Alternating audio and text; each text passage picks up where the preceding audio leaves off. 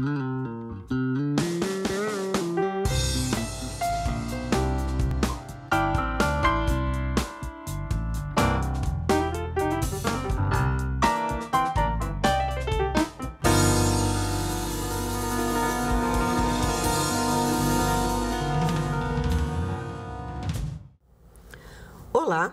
Uma família pode ser devastada e devastadora para seus membros de várias maneiras.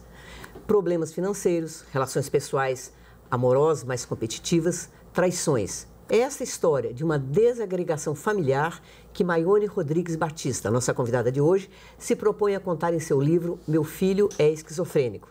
A difícil, dolorosa convivência com a doença, com a esquizofrenia, o terror que ela instaura onde surge, o enfrentamento do problema.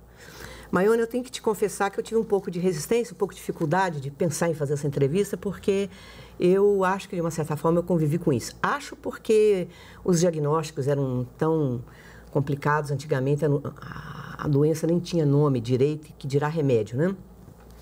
Mas eu me identifiquei, eu tenho a impressão que tanto a minha mãe quanto a minha irmã mais velha foram esquizofrênicas. Essa cisão da personalidade, assim, que é muito doloroso de conviver. Mas, enfim, resolvi encarar, né? Ler o seu livro, ele me fez muito bem, ver a forma com que eu sei lida. E vamos lá, vamos fazer a nossa conversa em torno de um tema que é pesado, mas a gente vai tentar também ser minimamente leve, não é? Eu gostaria que você falasse um pouco da sua infância, né?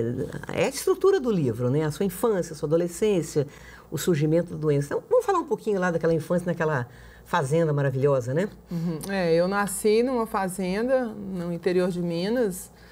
Meu pai criava cavalo e gado.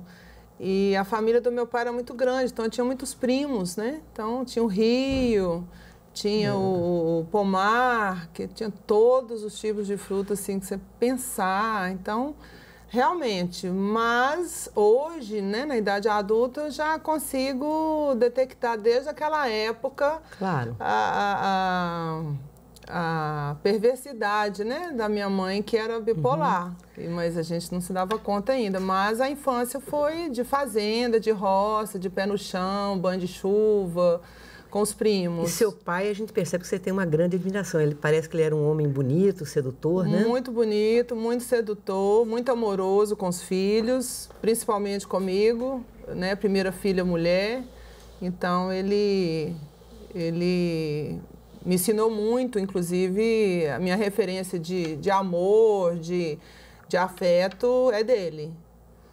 Porque eu tenho a impressão que a gente tem que olhar para os pais, para os avós, com um olhar também um pouco complacente, né, em relação ao que eles foram também. Eles foram o que eles puderam ser também, muitas vezes, né? Sim, com certeza. Só que durante uma certa época você não tem essa noção, né? Você só sofre, né? Você se sente injustiçada, perseguida, mas então, a maturidade eu acho que é uma espécie também de negociação com o passado, né? Com certeza, graças a Deus. E a adolescência, que você fala também? Eu me identifiquei muito com você, porque você fala dos Beatles, né? Assim... meu irmão, né, foi estudar no Rio de Janeiro, então ele trazia os discos, então a gente cantava, era um calor de 40, 44 graus lá na fazenda. Então a gente ficava depois do almoço escutando, né, naquelas vitrolas enormes e naquela época os LPs tinham as letras. Então ele pegava um cabo de vassoura, tocava o violão no cabo de vassoura e eu seguia as letras, a gente cantava. Então era assim, era bem legal. E você como leitora, porque mais tarde você vai fazer letras, mas então desde essa época, né, você também gostava muito de ler, né? A minha mãe, é que eu falo, a herança que eu tive da minha mãe foi disso aí, da leitura, dos livros. Porque engraçado. Tinha aqueles... A minha também, A sua viu? também? Minha mãe é até interessante que ela era analfabeta, aos 12, 14 anos que ela se casou, e meu pai alfabetizou-a, e ela se tornou uma grande leitora. Ela me transmitiu muito o amor pela literatura. Isso eu sou muito grata. Eu também, sou muito grata, graças a Deus. Ela... Vinham aqueles vendedores ambulantes, né? Porque naquela época não tinha quase carro, não tinha estrada, não tinha ônibus assim, interestadual. Então eles vinham, talvez de São Paulo, do Rio, e chegavam até a fazenda com os livros, as coleções. Então eu lembro que com 11 para 12 anos eu já tinha lido toda a coleção de Machado de Assis. Com 11, 12 anos? Com 11, 12 anos, porque o calor era muito intenso, né? Então, de manhã ia para o Rio, andava a cavalo, mas à tarde não tinha o que fazer com calor de 40 graus. Então, eu ficava sentadinha ali na sala, lendo. Mas antes foi Monteiro Lobato, né? Monteiro Lobato, tinha o Conan Doyle, aquele detetive. Monteiro Lobato era uma maravilha, né? Monteiro Lobato eu li tanto o infantil quanto o adulto, li todo. Então até uns 13, 14 anos eu já tinha uma carga literária bem grande. Eu acho interessante que o Sartre, ele tem uma autobiografia muito bonita e quando ele remonta para trás, assim, que ele faz o balanço da vida dele, ele fala que o que mais deu prazer na vida dele, digamos, é um certo tipo de história em quadrinho, por exemplo. Sartre, né? E eu, quando olho para trás, se eu tiver que falar assim, o livro que eu mais amei na vida, Reinações de Narizinho. Sim. O Reino das Águas Claras, né? Assim. E você se lembra assim, de algum livro que você tenha gostado? Eu acho que foi Monteiro Lobato, não, o Conan Doyle? Não, Machado de Assis. Será que isso te levou a fazer literatura depois? Não, na verdade o que me levou foi minha mãe mesmo, que eu era criancinha, né, pequenininha, ela me levava para a feira lá em Carlos Chagas e todo mundo perguntava, ai que linda, que menina linda, o que você quer ser quando crescer? Tinha isso naquela época, né? Não sei se acontecia com você. E minha mãe falava, ela vai ser professora de inglês. Eu petitinha, não tinha nem noção que era inglês, que era professora. Então, antes de eu ir para a escola, então minha mãe me induziu a isso e acabou que eu fiz isso também numa forma de... Eu sou professora de inglês, você me ama agora? Né? Você é professora de inglês há 30 anos. 33 anos, eu fui professora e tradutora. Isso, para agradar minha mãe. Não, para se agradar, né? Você gosta, né? Para se agradar. Para agradá-la.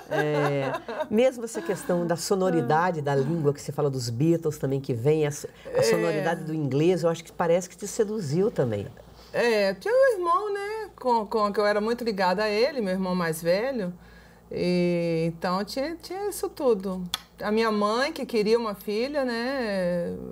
Professora, falando uma língua estrangeira, o sonho dela, né? O sonho dela. Da minha mãe era eu ser médica, mas eu não fui ser médica, né? Então, o sonho também a gente aceita ou não, né? Agora, Maione, e o contexto político da época, qual que era? Acho que a sua juventude coincide, assim, com o golpe militar, né? Isso aí já foi quando eu entrei para a faculdade, né? Eu fui para a Fafiche, eu passei em letras e fui fazer letras na Fafiche, ali na Carangola. Então, eu não tinha muita percepção da profundidade do que era que estava acontecendo. Eu sei que eu era pelos pobres, eu sempre fui muito ligada, assim, de ajudar os pobres, o pessoal da fazenda mesmo, os funcionários do meu pai. Eu que os instruía, questão de carteira de trabalho. E você fala, em algum momento do livro, que você tem a percepção que seu pai, digamos, não era um bom patrão no sentido de justo. Ele era um coronel, né? Era da época, era aquilo ali que acontecia, né? Então, assim, eu falava, pai, como é que está a questão de carteira de trabalho dos funcionários, férias? Aí ele falava comigo assim, férias? Para quê? Eles não têm para onde ir.